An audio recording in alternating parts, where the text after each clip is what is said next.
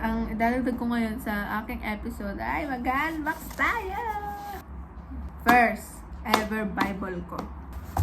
Sigurado sasabihin na ate, may Bible naman sa bahay, ba't hindi gamitin na? Ang ano ko kasi, ang dahilan ko, gusto ko ng sariling Bible. Pwede kong dalhin yung Bible na actually, dinadala ko siya.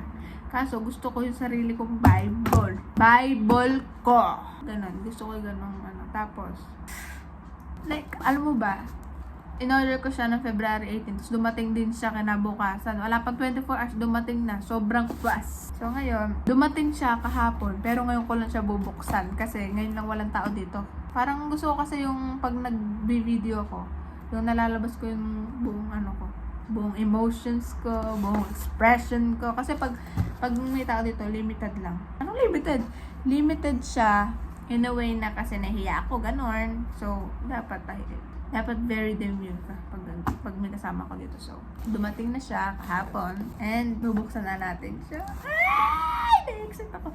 Alam niyo ba guys, binilang ko din ng Bible yung best friend ko sa Pilipinas. Kasi lang naman ang best friend ko doon. So, kunin natin pang bukas. Hala! Yung price, ilagay ko na lang sa description kasi ayoko sabihin sa video. Baka i-judge ako ng isa dyan. Sa Amazon ko siya in-order guys. Yes! Lord, sana i-guide mo ako habang binubuksan ko to kasi kailangan ko ng guidance mo. Kasi yung Holy Spirit ko sobrang excited. Yung next kong bibilin, yung study Bible. Kasi gusto ko yung meron ako sa bahay na malaki tapos nasusulatan ko ganyan. Bili rin pala ako ng bagong journal ko. Yay! More journal to come! Meron akong journal guys. Ito, kaso ito yung pang ano ko. Kaso pwede na naman dito. Kasi gusto ko yung iba yung journey ko sa habang binabasa ko yung Bible. So, ito yung front page. Front page! Jesus said, I am the way and the truth and the life. John 14 verse 6. God is bigger than your fear, your doubt, your shame, your pain, your worries. Ito yung una ko sinulat guys, so nagbabasa ako ng Matthew. Kaso, binasa ko guys yung Bible sa digital, sa app. Kaso, pag naman nagbabasa ako doon, okay siya, nakabasa ako ng meron parang isang araw, nakabasa ako ng 10. Tapos, nakapagsulat ako ng ganyan. Yan. As in yan. Tapos, mga sumunod na araw nabasa ko, parang ano ko, talaga nadidistract ako sa social media kasi hindi ko naman pwede patayin yung wifi kasi kinokontak ako ni ate. So, parang para sa akin, very destructive pag sa digital kasi hindi ka nakakapag-focus. Kasi may mag-pop up lang ng notification pinipindot ko na tapos kung saan na siya pupunta. So yun, yung mga revelation sa akin ni Lord. Ito yung nag-fasting kami. Sinulat ko yung mga tanong doon kasi hindi na-print ni ate. If ever na doon, ito yung si God ang potter, tayo ang clay. Yan. Lord's the light. Dinrawing ko siya kahit di ko siya nakikita. Ito naman, based naman to sa mga episode ng The Chosen. Diba ang cute? Saka ako napapakita sa inyo tong mga to. Tapos na kung support din. So, tara na, unbox na kasi 5 minutes na, wala pang na-unbox. Babae na. So, buksan na natin. That was smooth. Actually guys, may hiking kami sa Sunday with my church friends. Kaso hindi ko pa naigagaya ko isusot ko tsaka dadalhin ko. Friday na. Okay? Uy! The moment of truth. Ito pala na.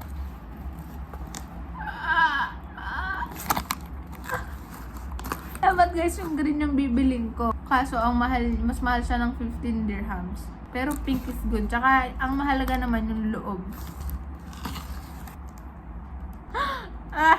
Alam niyo ba kinoconsider ko mag speak in English na lang sa vlog ko. Para maintindihan ni Athena. Kaso, baka hindi ko ma-express ng mabuti yung sarili ko. Tsaka gusto ko din sana English kasi yung mga, ko minsan, yung mga nanonood, Englishera. Kaso, gusto kong sa komportable ko. Ala! So, very precious. Baliktad pa. Wait lang, ulit. By the way, guys, ang binili ko is NLT kasi gusto kong bilhin yung USB. Kaso, ito na lang. Wait lang, guys. Wait lang. Bumili pala ako, guys, ng highlighter. This is 16 dirhams. Pero okay lang kasi hindi daw ito nagbibleed. Ito binili ko ng bleeding. Bible highlighters. Lagyan na lang natin siya ng kung para sa yung purple, para sa yung green. 16 dirhams siya. Ano sasabihin nyo sa Bible? Nagbibideo kasi ako sa kabila. Yes! Yes! Thank you, Lord. Thank you, Lord. It's because of you kaya ako ito nabili. Iba pa ako ng damit para lang mag-video. Naglagay pa ako ng lipstick at ano. Uy, malungkot pala ako kasi yung hikaw ko na-bend yung ano. Yung straight na line. Nabaluktot siya sa baog. But anyways. Parang dinadjudge ako na sarili ko sa isang video. Tada! Actually guys, pwede ko lang gumamit ng app. This is from Tyndale something. Pwede ba pa multiply mo yung 15 times 59? 885. Mas mahal siya ng 100 pesos dito. Eh, sinabi ko na yung price. Ano ba? Eh, hindi ko sinabi pala. Ito guys, compact size to kasi feeling ko hindi ko madadala yung mas malaking size. Tsaka mas ano to, para kasi sa bag ko. Ito guys yung app niya. Para i-scan mo lang yung page niya. May study notes para tong app. Good. Kaya pala siya mahal.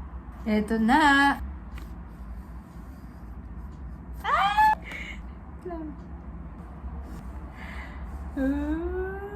Alam nyo ba, bago ko to ma-receive, paano yun ang panonood ko ng unboxing na to, like, I'm so serious about this. Sinerch ko sa YouTube, sa TikTok. Tapos yung ano niya, details sa gilid. Look, guys, you can feel the line.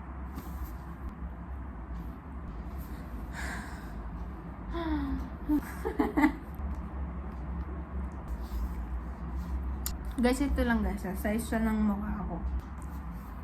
Ito pala yung ano niya, details. Parang ayoko siyang i-bend. Your word is a lamp to guide my feet and a light for my path. Nalukot ko. Kala mo naman din niya ito malulukot. Diba total of 66 books to or 60? Meron siyang life application. Life application. Meron ditong for abandonment, abilities, meron din abortion.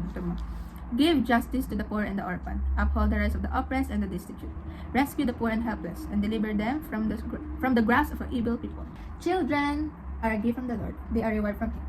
All children are a gift from God, and we must do all we can to protect them, the most helpless among us. Yan. Alphabetical pala to guys. Diba A for abandonment, abilities, abortion, abuse, achievement, addiction, adoption. Babasa ko kayo sa cheating. What shall I say about the hopes of the weak filled with treasures gained by cheating?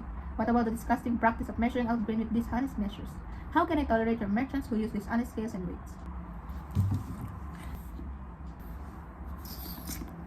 Katukin! Naway na naman si Self.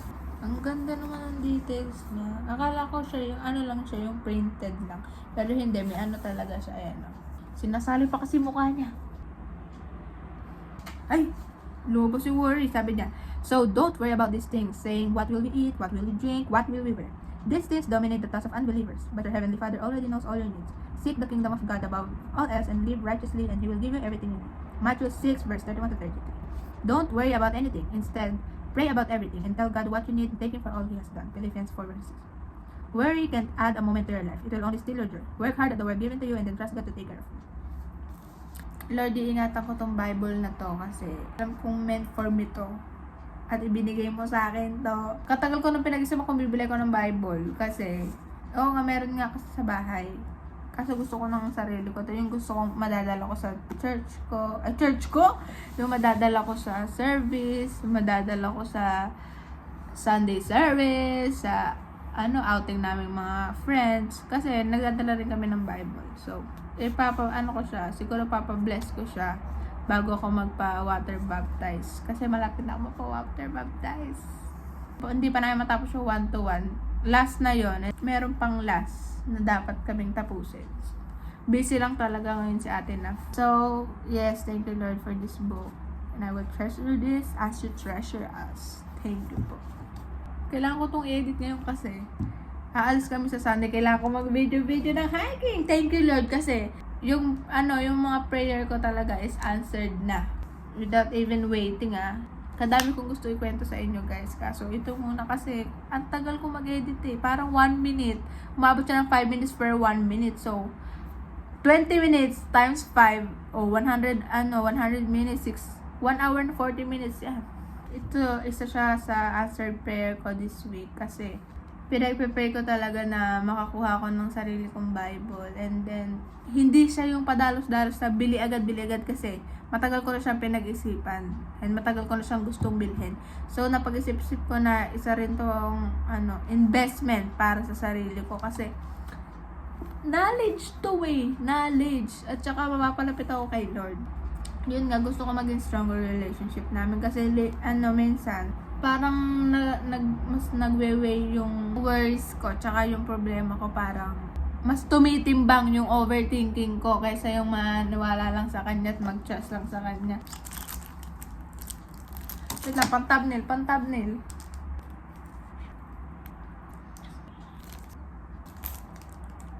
Bye-bye guys!